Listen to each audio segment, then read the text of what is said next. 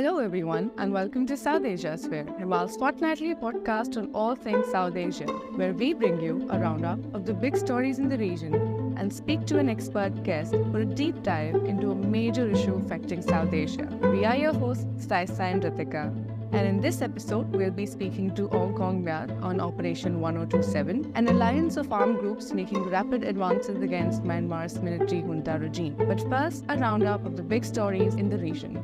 This roundup was recorded on 1st December and covers the news from 17th November to 1st December.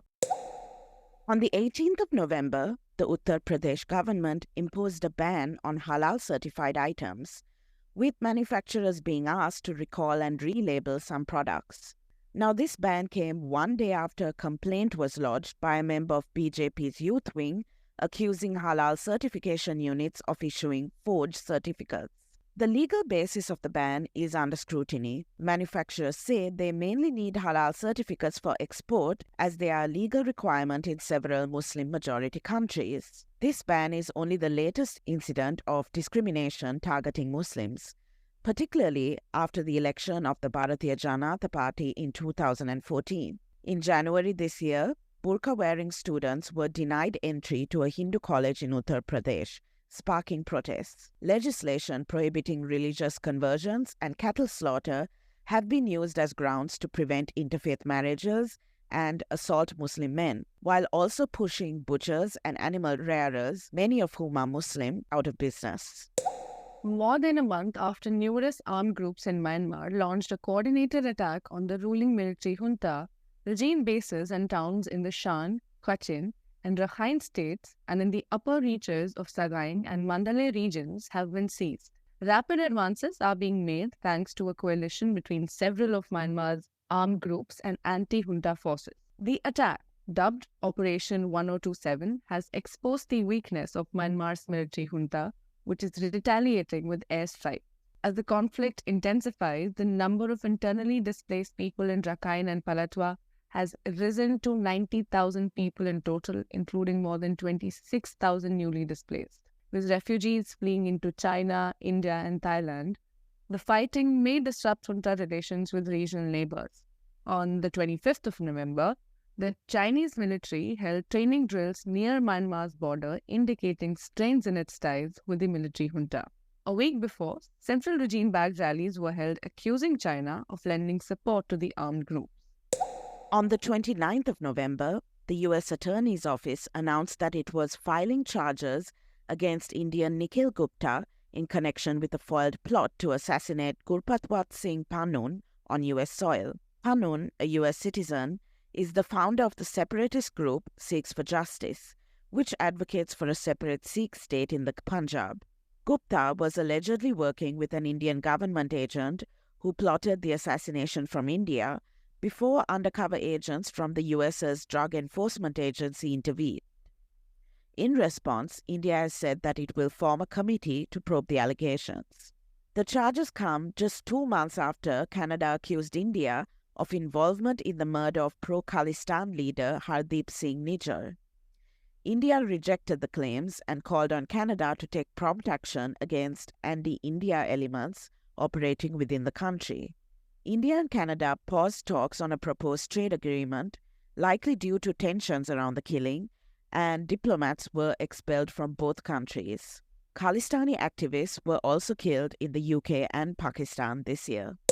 Thousands of protesters have been staging a sit-in at the border between Pakistan and Afghanistan for over a month. The protests come right after Pakistan announced that no one could cross the border without a passport and visa from the 1st of November. Nearly 40,000 traders who regularly travel between Kandahar and Chaman will be impacted by this new policy. And trade has been suspended for over 4 days due to protesters blocking the Chaman-Quetta highway. Protesters demanded to be allowed to produce their national identity card to make the crossing, as was the earlier practice. Pakistan's government has been adamant that it wants to tighten the regulations, attributing its decision to Afghanistan's unwillingness to tackle the cross-border militancy. And this reversal of their policy in Afghanistan also led to a deportation order impacting over 1 million Afghan refugees. The Maldives' former president, Abdullah Yameen, has applied to the country's election commission to establish a new political party the People's National Front. The move comes after reports of tensions within the ruling Progressive Party, People's National Congress coalition. Yameen was unable to contest Maldives' presidential elections earlier this year, as he is currently serving a sentence for corruption and money laundering. The election was won by Mohamed Muizzu of the People's National Congress, founded by Yameen. His move is reminiscent of the split in the Maldivian Democracy Party, now in the opposition, following disagreements between former Presidents Mohamed Nasheed and Ibrahim Soli. The turmoil and split in the People's National Congress adds to the challenges faced by Muizzu as the Maldives' new president.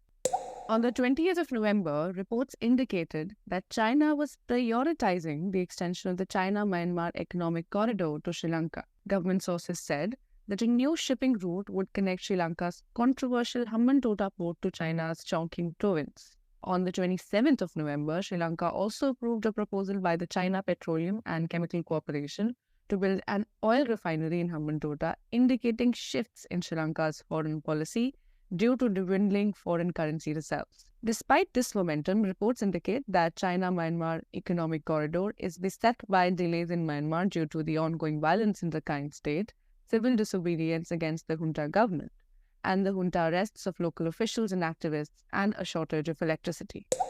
Pakistan has formally sought membership in BRICS, the intergovernmental organization that includes Brazil, Russia, India, China, and South Africa. Pakistan's Foreign Ministry spokesperson, Mumtaz Zahra Balok, said that Pakistan could play an important role in furthering international cooperation. Balok added that the ministry hoped Pakistan's application would be accepted in the spirit of inclusive multilateralism.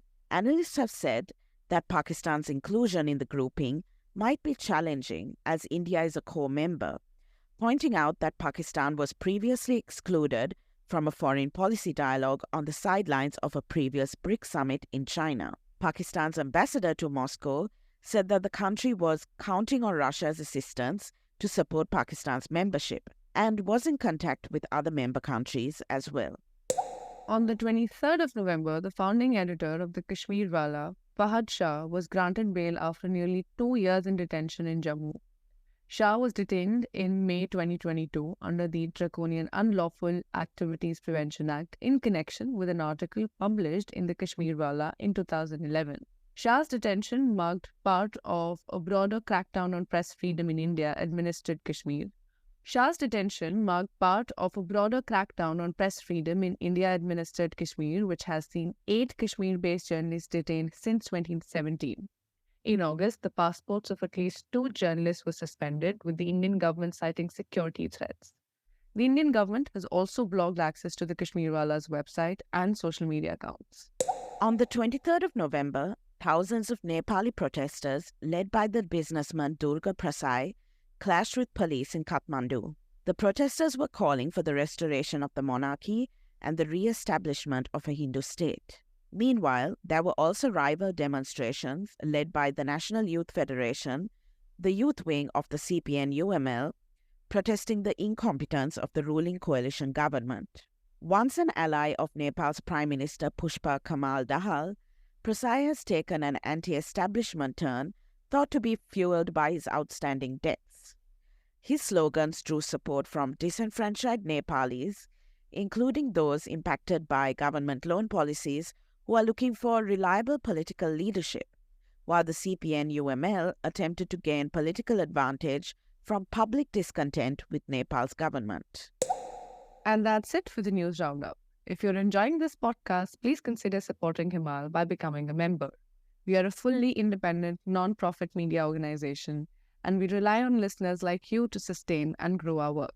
You can see our membership plans at www.himalmag.com/membership. And we've included a link to our membership page in the episode notes below. And now it's time for our deep dive, where we bring in experts, reporters, authors, and field specialists to talk about the important and unseen layers of a big story. Today we have with us Ong Kong Myat, a researcher with interests in nationalism, authoritarianism, conflict, and social media in Myanmar and the wider Southeast Asian region. Ong Kong Myat is currently completing a PhD in political science from McGill University, Montreal.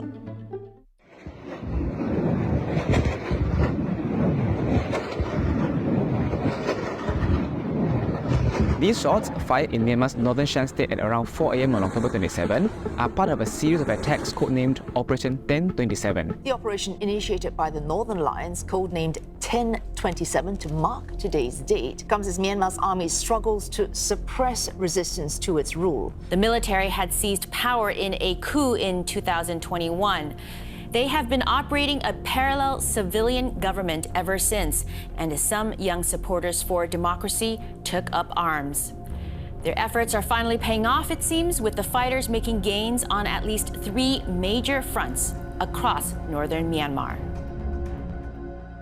On the 27th of October, an alliance of armed groups battling Myanmar's military junta launched a coordinated attack in the northern Shan state, making rapid advances. 1 month later, these armed groups attacked and seized junta bases across northern Shan, Kachin, and Rakhine states, and the upper reaches of Sagaing and Mandalay regions. As the conflict intensifies, more civilians are being displaced. As of the 16th of November, some 90,000 people had been displaced, including 26,000 people who were newly displaced in Rakhine State alone. Humanitarian aid has also been delayed due to intensified fighting, with key transport routes between Sittwe and Yangon being restricted. What led to Operation 1027, and how are the advances made by the armed groups being received in neighboring countries? Here to talk to us about this is Ong Kong Myat. Welcome to the podcast. Thank you. Thank you for inviting me over to the podcast as a guest. It's a pleasure to be here, and I'm looking forward to share some of what I know about Burma and Burmese politics in general. Just to start off, what is this Operation 1027 that people are talking about, and who are these armed groups that make up what's being referred to as the Three Brotherhood Alliance? So the Operation 1027, it was launched on 27 October, where they got the name from. And this year, mostly in northern Shan state, near the Chinese border. So the primary objective of the operation is to capture the city of Laokai, which used to be a home of the MNDAA, one of the ethnic groups fighting against the military government. Three Brotherhood Alliance has been formed for many years. And so they are the 3M groups that are in this alliance, and how important they could be for Burmese politics in general as well. So I'm gonna first introduce you with some abbreviations because there are so many groups, and it's important to contextualize them first. So the major M group that has been fighting for now is Myanmar National Democratic Alliance Army, also known as MNDAA. So they are from Khokan ethnic group, and other M groups that are fighting along with them include the Air National Liberation Army.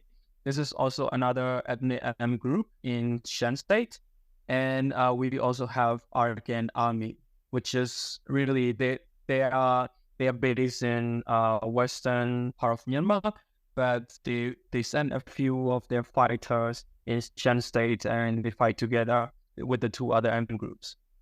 So the MNDAA has a long history of struggle in Burma. They were a splinter group which left the Communist Party of Burma, and the Communist Party of Burma has been fighting with the military government ever since the independence. In 1989, the Communist Party of Burma broke up into smaller ethnic armies, and MNDAA is one of them. So in the 90s and 2000s, they had a ceasefire with the government, but in 2009, they began fighting with the military government. Same can be said about the TNLA. They were formed in the 1960s with a different name, different leadership, but then they had a ceasefire in the 90s. But it didn't last long in the 2009, and they began fighting. And ever since they came to fighting, I would say they are gaining their territories slowly, and they've been gaining a lot of manpower as well. And Arakan Army, and arguably is the most successful rebel group in terms of manpower and firepower. They represent ethnic Rakhine group in western part of Myanmar, nearing the Bangladesh border. But they sent their fighters to fight along with. So these ethnic groups are fighting along with other more recently established armies. So these armies are anti-junta, anti-military government armies. And the difference is that the former ethnic armies, they come from ethnic minority groups, but the newly formed armed groups, they come from ethnic majority, mostly made up of young people who were angered by the military coup and military rule. So some of the armed groups that I mentioned to be fighting along with the Brotherhood Alliance, I include Burma People's Liberation Army, BPLA, and People's Liberation Army, PLA, and Mandalay PDF group, People's Defense Force. So these armed groups, according to media reports, we know are fighting along with the more established ethnic armies. And there's been, a lot of reporting about the gains that these armed groups are making against the military junta. Can you tell us what the latest is on that front? What's new is that this is probably the first time in post-independence history of Burma where the military lost a lot of territories in such a small amount of time. So the operation was announced a month ago, and they've been gaining a lot of strategic areas in northern Shan states, including the border towns with China. So we need to also know about the context of military coup and popular resistance to the military coup that started in 2020 February. Like I said before, most people probably came across newspaper headlines about Burma in February 2021 when the military staged a coup against the popularly elected government led by the NLD. So there have been hundreds of thousands of people out on the streets. They protested against the military rule and military dominance in the society in general. And they faced very brutal, harsh crackdown by the military. Soldiers opening fire against the protesters, and there's been just reckless, bloody violence on the streets. Many young people, they decided to go to the ethnic groups and decided to take up military training. So the resistance has been going on for quite some time.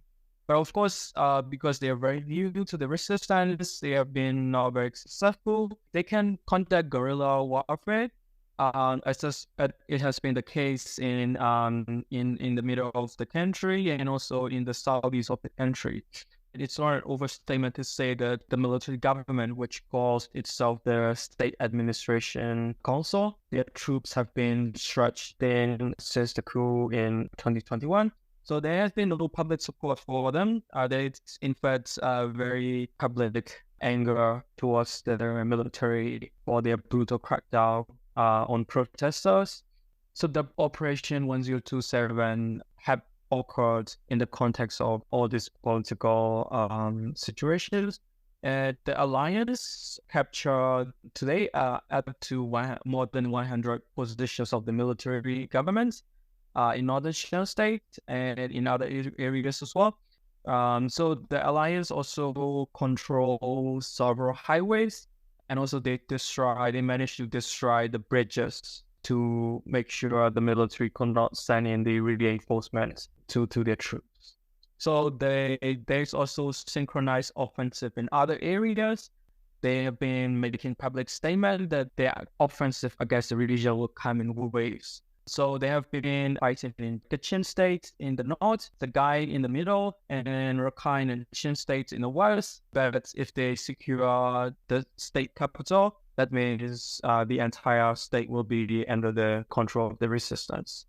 Thank you for that. Something that maybe hasn't been reported as much internationally is that the Brotherhood Alliance has announced that one of its aims is to eradicate what it calls cyber scam syndicates in the Kokang region. Can you tell us a little bit about these scams and why they are focusing on this issue in particular?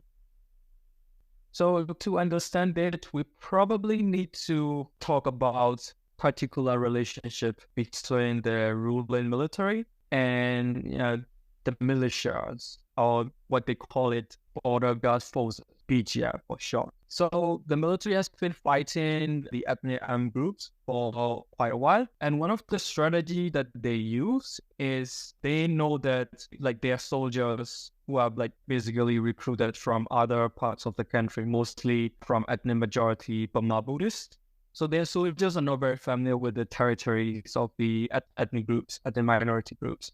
So they decided to make a deal with the militias group in the region. So what they do is, so these militias groups agree to be under the command of the military. They're not under complete control of the military, but still they follow their orders to some extent. So in return, they like their leadership, the leadership of these militias groups, known as BGF, they can operate businesses in many parts of their economy. So initially, they are in mining, trade, also they engage in illicit economy, and they slowly move towards casino business. They built casinos, hotels near the Thai borders in the Kenyan state, and also in Shan State near the Chinese border. And these casinos are, as you can imagine, unregulated. So during the COVID, they lost a lot of the businesses, tourists can come in. So as a result, they put a lot of their gambling businesses online. And from there, they went to the scam businesses. So what they do is they use a lot of these online apps, social media, to scam people. They might be just calling people's phones. They've been scamming and trying to traffic people into their casinos, and then they just lock them down. Basically, just use these people as these are victims, but still they use them and they force them to scam other people. So that has been their main business model. So needless to say, it caught the attention of the Chinese authorities, and they have been trying to crack down on these scam centers, scam businesses. So what I think happened, I don't have like solid evidence, is that the MNDAA, the rebel group, probably made a deal with the Chinese government. So they want the Laokai city back because this is their home as recently as 2009. So they wanted the city back. And in return, the Chinese government probably give their tacit support to the rebels, because the militias who control the city currently is just causing a lot of instability for China. So they don't want it to torture Chinese citizens. They even kill Chinese citizens. So they want the leaders of these scam businesses.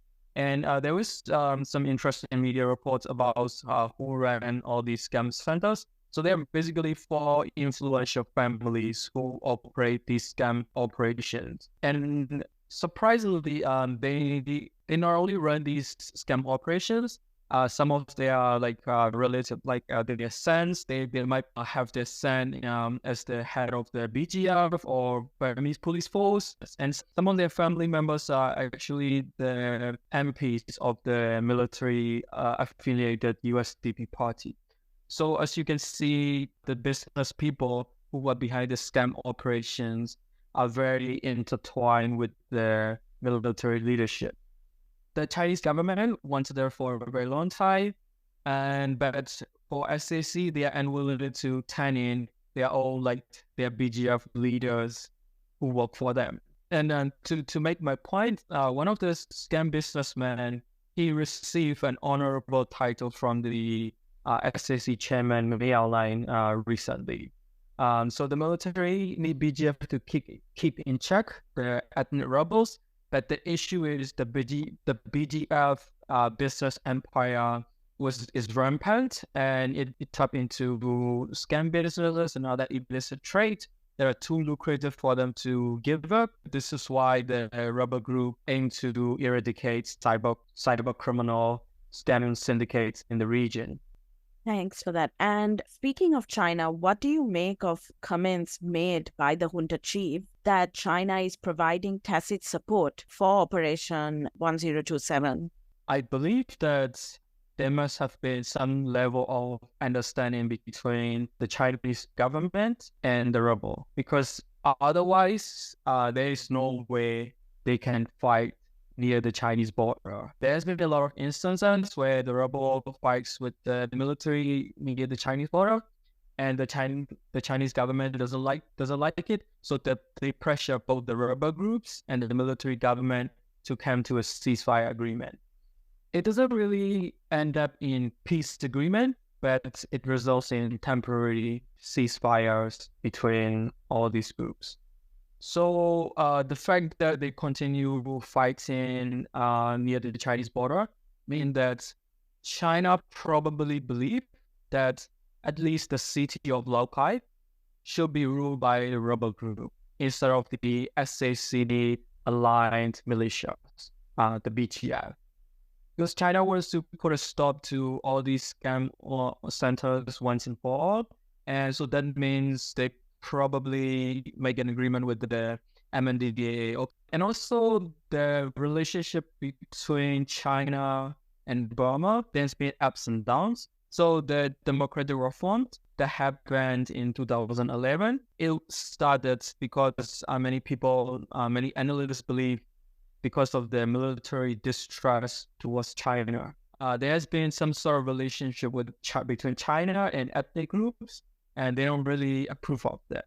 So instead, they want to open up to the West, and that's why they wanted to go ahead with the reforms. And during the NLD government, the government led by Aung San Suu Kyi, they have a good relationship with China to a certain extent. And then when Rohingya crisis happened, it pushed them towards China even more, because China is the only country perhaps that is a bit more understanding towards the leadership when it comes to the Rohingya genocide. So, but the 2021 coup happened, and then China has total distrust towards the pro-democracy groups. And there is a reason as well, because when there have been massive demonstrations against the military rule in 2021, some of the Chinese-owned factories have been banned down. And also people protest against the Chinese embassy in Yangon because they believe China supports the military leadership to some extent. And also there have been conspiracy theories that the coup it's engineered by China to a large extent, but I don't think they're true. China doesn't know about the coup in advance, and but China, of course, compared to the Western country, is a bit more welcome towards the military government. They normalized the relationship a few months after the coup, and then just this year, the Chinese foreign minister visited Shiro and met with Myanmar. But now that this happened, I think the relationship between the SAC and China is a little bit worse than previously. One of the telling signs that I can see is in the past weeks, there were some protests staged by pro-military Buddhist nationalists in front against China. This is very unusual in a country where freedom of speech is just shut down. So what that means is that these nationalist protests against China probably was approved by someone in the higher ups before they can do that. So the military generals were probably convinced that China is involved in the rebellion, in the attacks against the military. And the spokesperson of the military even calls it invasion. So there is a hint that the Chinese forces are like behind the operation. There's also been reports that the military has been using airstrikes in kind of retaliation to these armed groups. What do you know about the number of civilians that have been killed and displaced by shelling? And I'm also curious what the impact has been on the Rohingya community who have, been impacted before this. It is not, and it is not an exaggeration to say that the Burmese military acts like an occupying army against its own population. So this is not new to many of us. So there is a very obvious pattern that emerged out of the way the military conduct its military operations, is that whenever they suffered casualties in their infantry units, they will just resort to artillery and airstrikes in the areas controlled by the rebels. And also, they make no distinction between civilians and fighters. And also, they've made airstrikes, artillery strikes on refugee camps, residential areas for quite some time. So in the drylands, which is in the middle of the country, PDF or LDF has been fighting with the military, and as a result, many people have to flee for the first time in their life. There are some refugee camps set up, and some people had to just go and live in the jungle because they are afraid of the airstrikes. And similarly, there have been a lot of displacements going on in Kachin State, now in Shan State, Rakhine State as well. And to make things worse, the military has this what they call four-cap strategy in their military doctrine. So what that means is they want to cut off the rebels' access to food, finance, intelligence, and recruitment. But in reality, what that means is that they just targeted civilian populations. They will just ban villages, they will just ban crops of the villagers in the hope that then they will just cut off the food of the rebels. And that trigger a mass displacement wherever that happens. And as a result, there have been a lot of refugee crises in Thailand, in China, and also in India. So as for the Rohingya, there has been major controversies because the Arkan army know that whenever there's the fighting, the military will just attack civilians. So instead, for them, Rakhine, they answer to the Rakhine people, and they recruit primarily from Rakhine ethnic group. So they would like to fight in the areas where Rakhine people live. Instead, they fight in the areas where they are Rohingya villages. Yeah. So when that happens, it's a bad news for Rohingya villagers. They have already faced the genocides previously, so they needed to run and flee to other areas. International humanitarian organizations, their effort to address the humanitarian crisis is largely ineffective, primarily because they don't want to challenge the state power that is the military. So their humanitarian efforts are quite limited, but most of the refugees or internally displaced people, they mostly rely on the CSO, the local humanitarian groups and CSO that have friendly relationship with the rebels. And you were speaking about how in recent weeks, people have been fleeing, and they've been fleeing across borders and into countries like India and China. So what has been the reaction from these countries to, these advances being made by armed groups, particularly given there's, several ongoing infrastructure projects along the border?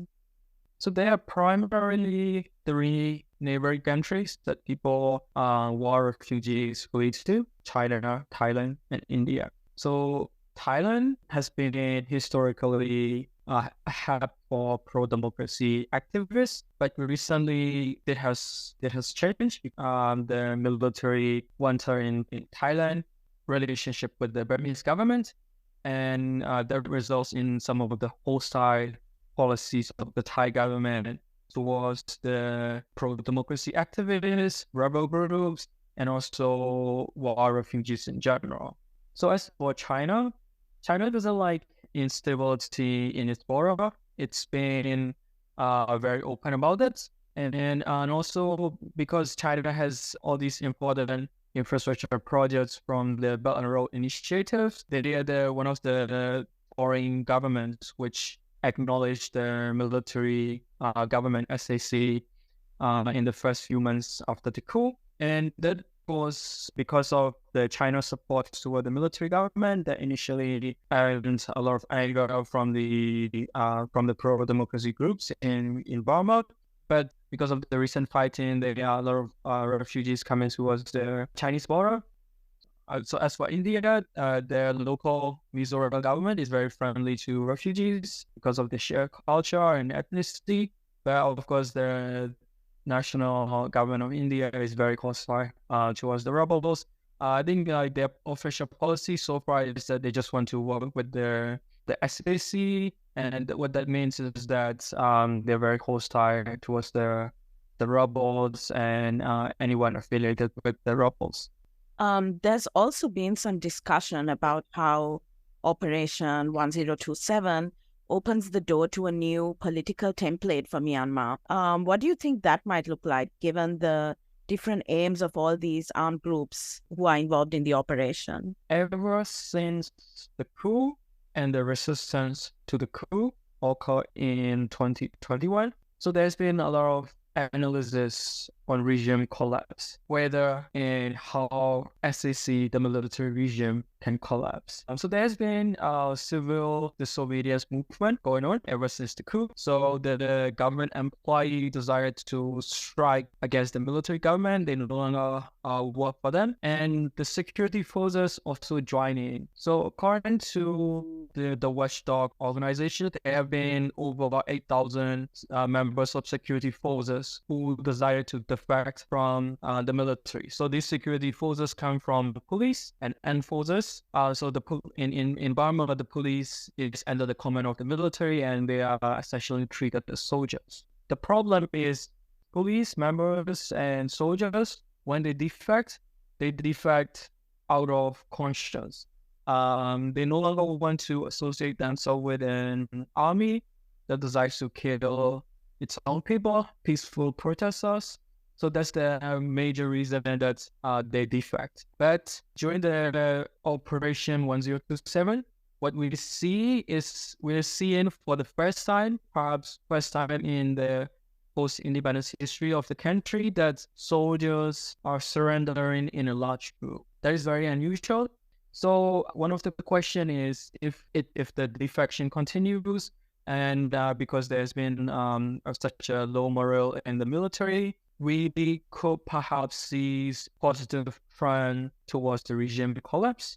Of course, the realistic interpretation of the recent events is probably more to do with the regime collapse might not be in the faraway future, but the recent collapse of the regime troops that are very rapid, it's probably because the SAC want to consolidate all its troops in one position. And also one of the skepticism about the resistance in the media and in the analysis is that all these armed groups, they have different aims. So for instance, the ethnic armed groups, they only care about their own territories. They want to have autonomy in their own territories, whereas the newly established armed groups like PDF, LDF, they want to just topple the military government once and for all. And also one interesting thing is the strategic location of all these armed groups. If you look up the map, it is quite fascinating that the Naypyidaw, the capital where the generals live, it's surrounded by all these rebels. In the north, in the east, in the southeast, and in the west. And there has been popular saying among the resistance, which is all roads lead to Naypyidaw. So if the resistance pick up momentum, and if they happen to seize all the important military positions of the military, the region collapse could be very quick. But of course, there is a very hopeful reading of the situation. The more realistic interpretation will be that the rebel might gain some territories, but the military will continue to fight. But what that really means is that there's been a renewed hope for the resistance. And of course, if this continues, the military government will be forced to make deals with the resistance. Thank you so much, Ong, for taking the time to talk us through what is happening in Myanmar And one last thing before you go, we do like to ask everyone who's participating in the podcast to recommend something to listen to, read, or watch in case people want to learn about armed groups in Myanmar or just the situation in Myanmar in general. Do you have anything that you could recommend to our readers or listeners? So because I'm a student of politics, I like to recommend 3 books that are in the field of politics. The first book is kind of a classic one, Burma, Insurgency and Politics of Ethnicity, written by Martin Smith. It helps us understand why some of the ethnic groups are fighting and what is the strategy of the military in crushing the resistance to its rule. The second book, also a classic, is Making Enemies, War and State Building in Burma. This book, written by Mary Callahan, this book really goes into details on the inner workings of the Burmese military and why they treat their own citizens as their own enemies. And the last one is Myanmar's Enemy Within, Buddhist Violence and the Making of a Muslim Other, written by Francis Waite. This is basically about Rohingya genocide, but it writes on the perspective of the Burmese government and why they began to view Rohingya as an enemy that is to be got rid of from the territories. Thank you so much, Ong Kong Myat. Thank you for taking the time to be with us today and for giving us an overview about what's happening in Myanmar right now. Thanks for tuning in to this episode. If you want to help us bring you more updates and stories, you can sign up for membership at www.himalmag.com/membership. We've got a range of membership plans for you to choose from. You'll get access to our archival newsletter, specially curated for you, and even Himal's iconic right side up map with its startling new perspective on South Asia. And if you don't want to miss out on future episodes of Southasiasphere, head to the link in our notes to sign up for our newsletter, which will bring you the updates right to your mailboxes every fortnight. Follow us on Spotify, Apple Podcasts, SoundCloud, or wherever it is that you like to listen to your favorite podcasts. If you have any questions, suggestions, or feedback for the current format of Southasiasphere, or just want to talk about how we can make it more accessible for you, don't forget to head to the link in our episode notes. We'd love to hear from you. And that's it for today and for this episode. See you next time.